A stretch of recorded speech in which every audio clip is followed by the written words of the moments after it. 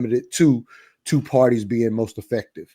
At the end of the day, ideally, if we had the power, if we had the power, there would be a third party at this point to maybe bring some of the balance we would all want. But that's our ideal world.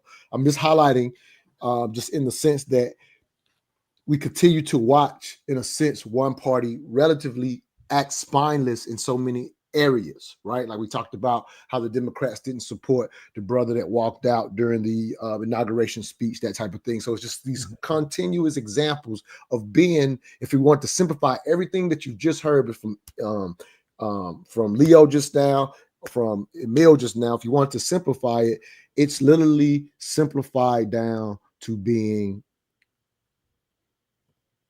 not in touch with what voters want. Yeah, Democrats need a listening tour. They need to get out of, and look, I'm a conservative, and I believe that as a conservative, I want to conserve what is good and true.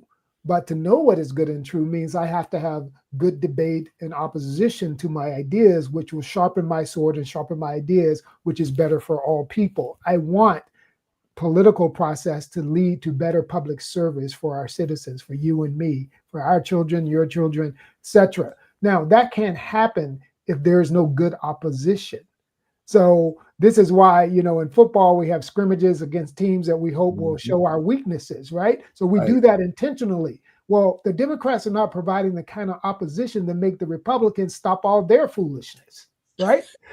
So I want the Democrats to lead better, to have better strategy, to push Republicans into honest conversations about things. And so I'm willing to say some things here on your show, Montoya, with Brother Emil, because I really do want Democrats to lead better. If someone once asked me, a group of men at Harvard, I was doing a show for them, and they asked me, these are Harvard's first Black graduates, and they said, why aren't you just a conservative Democrat? And I said, because they don't fight. Ooh.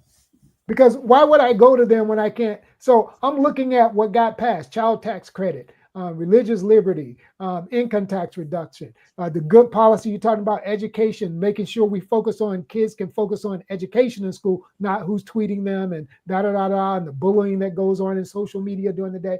Really kind of getting to stuff that really advances people's capacity and ability, children's capacity and ability. Real hardcore stuff that makes us better. I want to be part of that.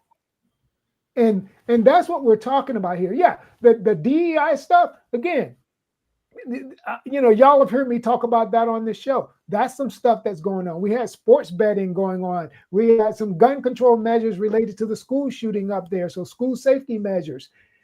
Democrats got to get ahead of this thing. And as we look at the federal government doing some nonsense right now, right?